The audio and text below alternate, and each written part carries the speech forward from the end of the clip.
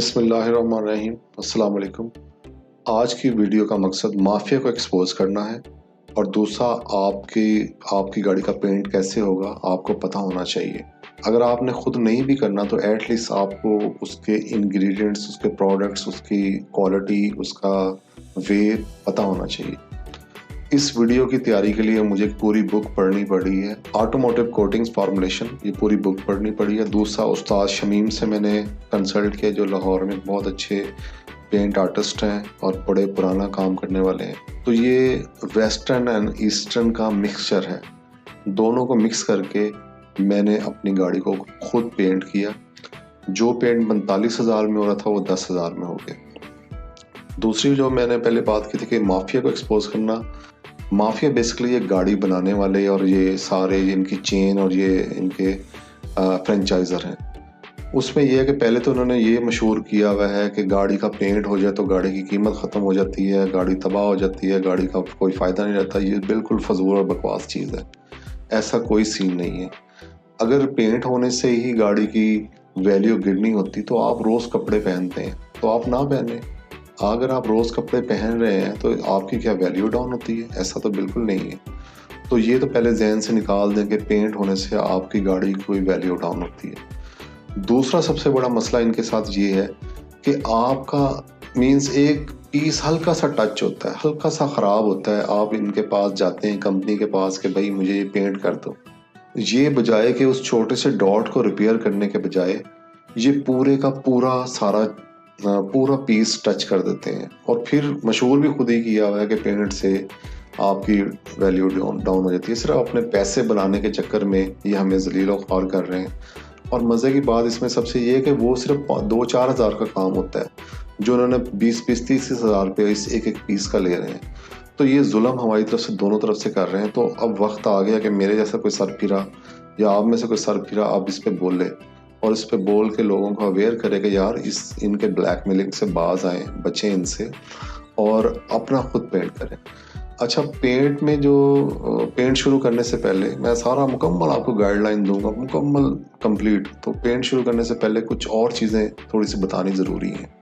Story यूँ थी कि मेरा कुछ 2-3 साल पहले हल्का सा डॉट लगा ये बोनट पे, तो मैंने कंपनी से पेंट करवाया। इन्होंने मुझसे पैसे भी ज़्यादा लिए और पेंट मुझे 2 नंबर लगा दिया। 2 साल बाद वो पेंट ख़राब हुआ, बल्कि मेरा सारा इन्होंने पूरा बोनट कर दिया था तो सारा बोनट ख़राब हो गया। तो मैंने फिर इनसे रब्ता की तो इन्होंने मुझे फिर बहुत ज़्यादा रेट दिया। तो मैंने सोचा कि मैं खुद ही इस पे काम करूं। तो मैंने उसके लिए बुक्स पढ़ी और लोकल जो पेंट हैं करने वाले उनसे रब्ता किया। तो मुझे टोटल जो मटेरियल पड़ा वो 10,000 में पड़ा, और वो भी 1 नंबर मटेरियल के साथ, असल वाला जो जापानीज पेंट है उसके साथ।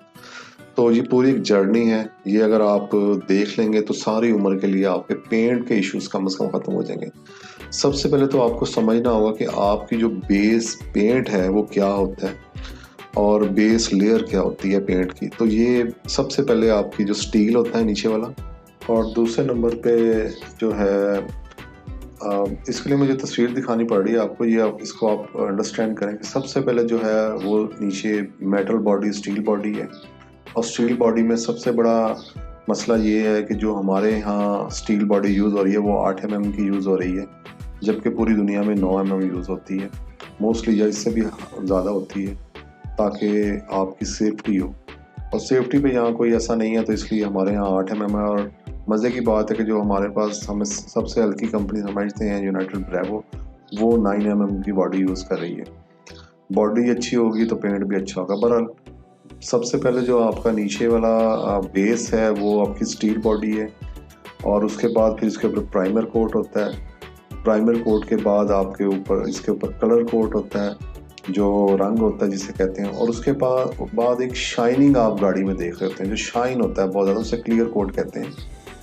बाज़ लोगों की वो शाइन ख़त्म हो चुका होता है, वो रिस्टोर ईजिली हो सकता है। वो इसलिए ख़त्म होता है कि लोगों को पता नहीं है और उनके मुलाजम और पेंट, ये जो गाड़ियां धोने वाले ये रगड़ के गाड़ी धो रहे होते हैं, तो उससे वो क्लियर कोट, शाइन वाला कोट ख़त्म हो जाता है। अच्छा, दूसरी इस तस्वीर से आपको ये ज़ाहिर हो रहा होगा जो लेफ्ट साइड पे जो एरोस बने हुए हैं, इसका मतलब ये है कि अगर स्क्रैच इतना डीप लगा हो तो आपकी पेंट की क्या कंडीशन होगी। अगर वो स्टील बॉडी तक है फिर ज़ाहिर नया पेंट होगा, प्राइमर तक है फिर भी नया कोट होगा। अगर आपके ऊपर वो कलर कोड तक है फिर आपने इसको कैसे रिपेयर करना है। उसके ऊपर जो आपका क्लियर जो शाइन उड़ गया तो उसको कैसे क्लियर करना है। तो ये सारी गाइडलाइन मैं आपको दूंगा इसमें, और इसी तरतीब से हम इसको फिक्स करेंगे। सबसे पहले हमने मेटल बॉडी जो है उसको प्रिपेयर करना है।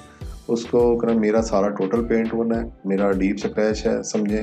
तो मैंने इसको क्या करना है, सबसे पहले ये पेंट रिमूवर इसके ऊपर डालूंगा, बोनट के ऊपर डालूंगा, और जहाँ जहाँ मेरा पेंट होना है उस एरिया पे पेंट रिमूवर मैंने फेंक देना है हल्का हल्का।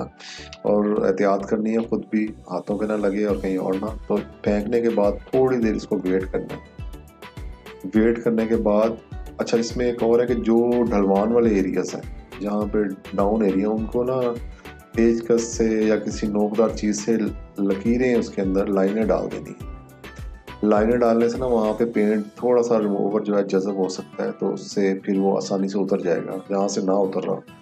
तो ये लाइनें डालने के बाद, पेंट रिमूवर डालने के बाद थोड़ी देर वेट करें, थोड़ी देर, और उसके बाद नैले के साथ और इसको ख़त्म करने की कोशिश करें।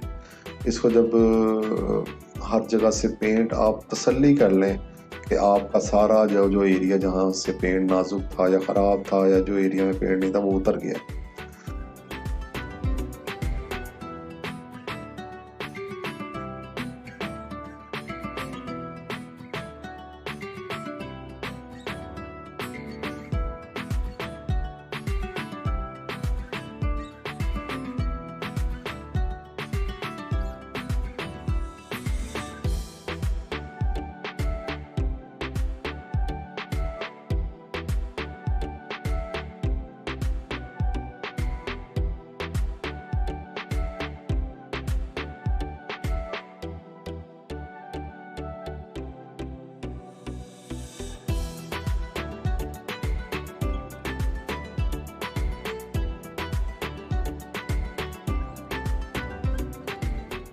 उतरने के बाद 100 नंबर का रेगमाल वो आपने लगाना है। 100 नंबर का रेगमाल लगाने के बाद इसको बैलेंस करना है। इसको इसके ऊपर से जो बाकी जो छोटी मोटी जो लेयर्स हैं पेंट की वो सारी वॉश हो जाएंगी। टोटली वॉश होने के बाद, बिल्कुल साफ़ होने के बाद आपने तसल्ली कर लेनी है कि कहीं पे कोई पेंट का कोई जो पुराना है वो रह तो नहीं गया। उतारने के बाद ये ना थोड़ी सी मुलायम हो जाएगी अब सरफेस, और स्टील टाइप ये निकल आएगी।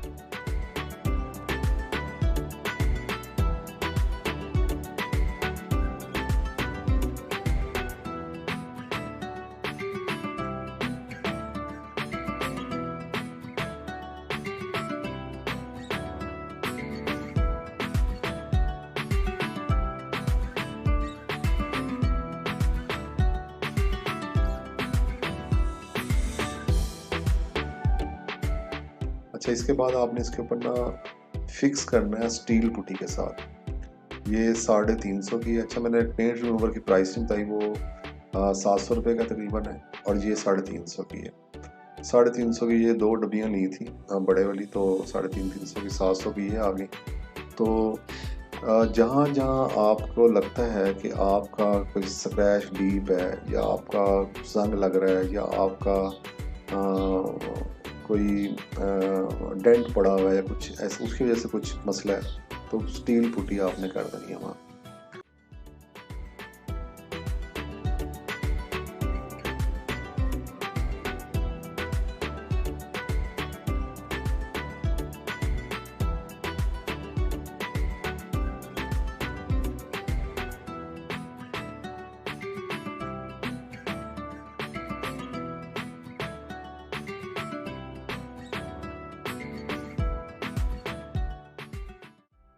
करने के बाद फिर आपने पानी के साथ और रेगमाल के साथ 100 नंबर के साथ उसको रगड़ना है, ताकि वो जगह बैलेंस हो जाए, ऊपर नीचे ना हो। आपने ना जो बेस है ना वो बहुत आला बनानी है और टाइम लगाना है इसके ऊपर।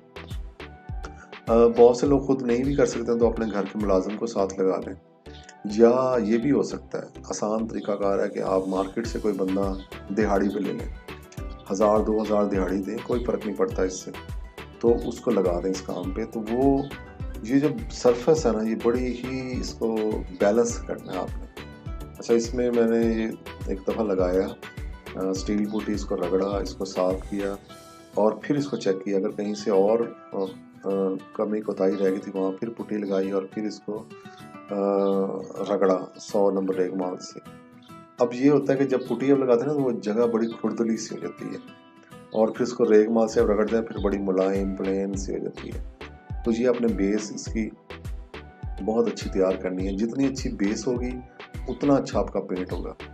और इसको हम मेरे ख्याल पार्ट्स में कर लेते हैं। तो पहले दिन के लिए मैंने यही किया था कि मैंने सारा दिन इसकी बेस तैयार की थी, इसके सारा पेंट ख़त्म कर दिया था, इसकी एग्जामिन किया था जहाँ जहाँ लगनी है पुट्टी, तो उसको लगाने के बाद उसके ऊपर फिर मैंने पुट्टी लगाने के बाद इसको रेगमाल लगाया और साफ सुथरा कर। तो दूसरे पार्ट में हम सीखेंगे कि प्राइमर से पहले मैंने एक और यूज़ किया था जो कंपनी यूज़ नहीं करती, वो वॉल उसके ऊपर पुट्टी थी, एक स्पेशल पुट्टी थी, वो मैं आपको बताता हूँ कैसे की थी। पुट्टी के ऊपर फिर प्राइमर किया था, फिर मैंने क्लियर कोट किया था। तो ये अब नेक्स्ट अगली वीडियोस में आपको दिखाता हूँ। चलें चलते हैं नेक्स्ट वीडियो की तरफ।